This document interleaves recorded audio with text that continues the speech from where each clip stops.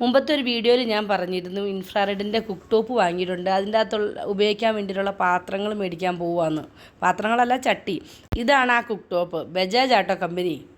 ഇതിനെപ്പറ്റി സയൻറ്റിഫിക് ആയിട്ടൊന്നും പറയാൻ അറിയത്തില്ല, പക്ഷേ ഉപയോഗിച്ചതിൻ്റെ അടിസ്ഥാനത്തിൽ ഞാൻ പറയാം. സംഭവം നല്ലതാണ്.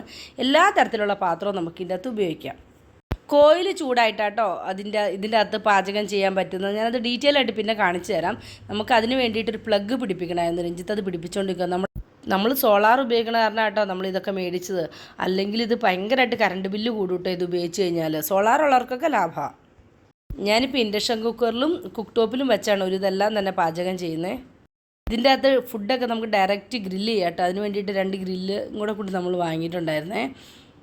പക്ഷേ ഞാൻ മീൻ ഗ്രില്ല് ചെയ്ത് നോക്കിയിട്ട് കുഴപ്പമൊന്നുമില്ല. പക്ഷേ ഇതിൻ്റെ ഉള്ളിലേക്ക് അതിൽ നിന്നുള്ള എല്ലാം ഇറ്റിറ്റ് വീണിട്ട് അത് ഭയങ്കര പാടാട്ടോ പിന്നെ നമുക്ക് ക്ലീൻ ചെയ്യാനായിട്ട്. ഈ പണികളെല്ലാം കഴിഞ്ഞ് വെളിയിൽ ചെന്ന് നോക്കിയപ്പോഴത്തേനും ചക്ക വീണ് പഴുത്ത് നിലത്ത് വീണ് കിടപ്പുണ്ടായിരുന്നു. നമ്മൾ അല്ലാതെ പഴുപ്പിക്കണേക്കാളും ടേസ്റ്റ് ആട്ടോ ഇത് നിലത്ത് വീണ് കിട്ടുന്ന ചക്കയ്ക്ക്. മഴ പെയ്യുന്നതിന് മുമ്പ് ഇതെല്ലാം വീണ് പഴുത്ത് കിട്ടുമായിരുന്നത് നല്ലതായിരുന്നു. മഴ പെയ്ത് കഴിഞ്ഞാൽ നമുക്ക് പിന്നെ അത്ര ടേസ്റ്റ് ഇല്ല ചക്കയ്ക്കൊന്നും.